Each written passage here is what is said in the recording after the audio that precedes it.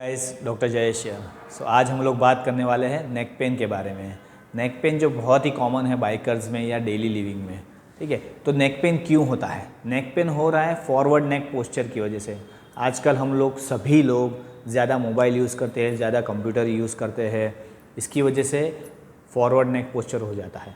Forward नेक posture माने गर्दन थोड़ी आगे की तरफ झुक जाती है, लेकिन ये थोड़ा सा जो झुकाव है वो नेक के लिए बहुत ही ज़्यादा मुश्किल बन जाता है। नेक को क्या है, स्पेस में काम करना होता है, यानी ओपन स्पेस में मूवमेंट में होना चाहिए नेक। इसके लिए उसके मसल्स बहुत अच्छी तरह से काम करते होने चाहिए। अब क्या होता है, हम लोग बाइक चला रहे हैं ऑलरेडी स्पेस में विद स्पीड है, ऊपर से हमने हेलमेट पहना है। तकरीबन एक हेलमेट का वेट 1 किलो या 1000 ग्राम से 1500 ग्राम तक का रहता है। उसमें एक एडेड वेट गर्दन के ऊपर आ जाता है। उसकी वजह से क्या होता है, गर्दन के मसल्स को और ज़्यादा मेहनत करनी पड़ रही है।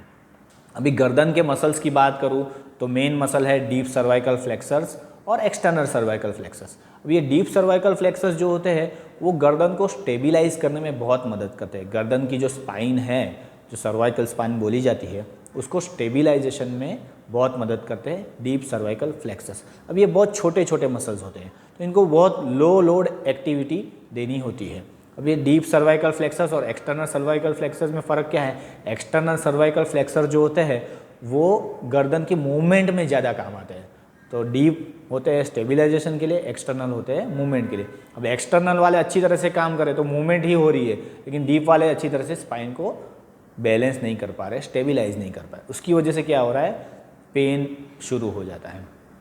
तो मेन ज़रूरी चीज़ क्या होती है, स्पाइन के जो स्टेबिलाइजर्स है और जो मूवमेंट वाले मसल है वो अच्छी तरह से बैलेंस में, कोऑर्डिनेशन में, न्यूरोमस्कुलर कंट्रोल जिसको बोला जाता है, उसमें काम करते होने चाहिए। अब ये काम नहीं कर रहे, मसल्स ज़्यादा अच्छी तरह से मूवमेंट नहीं दे पा रहे हैं, दोनों बैलेंस में मुश्किलें हो रही है, कोऑर्डिनेशन में मुश्किल हो रही है।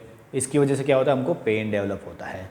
तो इस पेन को अवॉइड करने के लिए क्या करना है, डीप सर्वाइकल फ्लेक्सर्स मजबूत होने चाहिए। अब ये डीप सर्वाइकल फ्लेक्सर की एक एक्सरसाइज है जो मैं आपको वीडियो के एंड में बताने वाला हूँ, सो वीडियो में एंड तक बने रहिएगा गाइज। अब दूसरा है external cervical flexor. External cervical flexors भी अच्छी को कॉन्ट्रैक्शन के साथ काम करते होने चाहिए। अब आता है पीछे के extensor cervical flexor. Extensor cervical flexor यानी जो एक्सटेंशन में मदद करते हैं, जो गर्दन को ऐसी मूवमेंट में मदद करते हैं। जो सर्वाइकल की वजह से हेडेक होता है हमको, उसका मेन रीज़न है ये एक्सटेंसर अच्छी तरह से काम नहीं कर रहे। तो ये भी अच्छी तरह से बैलेंस में होने चाहिए। तो पूरा कोऑर्डिनेशन जब मसल्स में रहेगा तब नेक हमारी स्टेबिलाइज रहेगी और अच्छी तरह से काम करेगी। देखिए, फॉरवर्ड नेक पोस्चर में मसल्स पे डबल वेट आ जाता है। ऐसा बोला जाता है कि न्यूट्रल स्पाइन में जो वेट होता है उससे ज़्यादा वेट, डबल वेट मसल्स पे आता है। इसके लिए मसल्स को डबल काम करना पड़ता है। हमारे मसल्स इतने ज़्यादा काम करने के लिए बने नहीं है। अगर उसका काम बढ़ाना है तो उसके लिए उनको एक्सरसाइज करनी ज़रूरी है। एक और मसल है जिसका नाम है ट्रेपीजियस। ये ट्रेपीजियस के बारे में हमने पिछले वीडियो में बात की है। अगर आपने वो वीडियो नहीं देखा है तो ये पिछला वीडियो जाके ज़रूर देखें। अभी ट्रेपीजियस मसल है वो भी सर्वाइकल स्पाइन को, सर्वाइकल को अच्छी तरह से मैनेज करने में मदद करता है। तो ये ट्रेपीजियस मसल भी बहुत मजबूत होना ज़रूरी होता है, ठीक है। अभी आता है थोरैसिक मोबिलिटी। थोरैसिक में रोटेशनल मोबिलिटी सबसे ज़्यादा होती है, लेकिन काइफोटिक पोस्चर या फॉरवर्ड नेक पोस्चर में देखा गया है कि थोरैसिक मोबिलिटी कम हो जाती है। जो रोटेशन की कैपेसिटी है, जो सबसे ज़्यादा होनी चाहिए पूरी स्पाइन में, वो सबसे ज़्यादा कम हो जाती है। तो ये रोटेशन की एक्सरसाइज करना बहुत ज़रूरी है। तो थोरैसिक स्पाइन की रोटेशनल मोबिलिटी इस तरह से हमको काम आने वाली है। एक और बात है एल्बोज। हमारे जब भी हम लोग ड्राइव कर रहे हैं तो हमारे एल्बोज स्ट्रेट होते हैं। एल्बोज थोड़े रिलैक्स पोस्चर में होने चाहिए। ज़्यादा स्ट्रेट एल्बो रहेंगे तो गर्दन और आगे जाने वाली है और लोड आने वाला है। इसकी वजह से भी हमको ये पेन होते हैं।